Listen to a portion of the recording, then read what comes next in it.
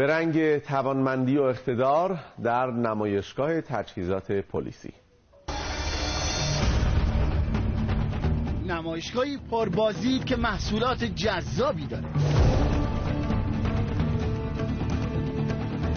سامانه راست هست، نارنجک انداز 40 میلیمتری. نمایشگاهی از نوع پلیسی امنیتی که همه تجهیزاتش ساخته داخل کشوره. یکی از جدیدترین سلاح‌های تولیدی هستش. از این اسلحه‌ای که تو دنیا فقط چند کشور دارن. که از برترین سلاح‌های در حد جهانی، بحث برد 1830 متر داره، نیمه اتوماتیک هست، خشاب میخوره، خشاب 5 تیری داره. تا این سلاحی که ببینید چه کاربردی داره. سلاح RPG 29 به نام سجیل 2 است، دوش پرتاب هست، بعد برد 300 متر رو به صورت مفید میزنه، برد نهایی 500 متر، وزن حدود 11 کیلو و 900. از وسط همین سلاح باز میشه، برای هم تو کوره پشتی قرار میگیره. سیستمی که به پلیس کمک میکنه مجرم رو از بین کلی جمعیت به راحتی شناسایی کنه. بر اساس دیتابیسی که هستش میتونه اسم و شخص طرف هم مشخص کنه.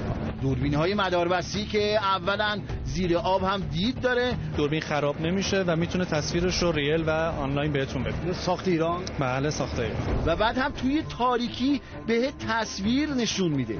تصویر رنگی از گلدون تو محیط تاریک رو ببینید. پلاکخانی که حالا کاملا ایرانی هست. خود سخت افزار اما تونستیم تولید داخل. این دوتا کارم جالب بود.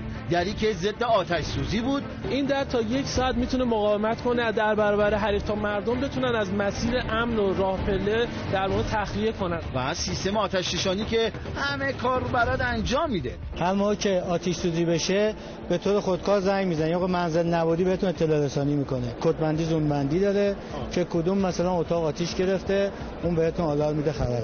در 17مین نمایشگاه تجهیزات پلیسی امنیتی و ایمنی ضمن که 5000 محصول عرضه شده، 42 شرکت دانش بنیان دانشگاهی هم دستاوردهاشون رو آوردن. این سامانه این پهپادها یا کوادکوپترها رو ارتباطهاشون رو قطع میکنه و تهدیدهاشون رو خنثی میکنه.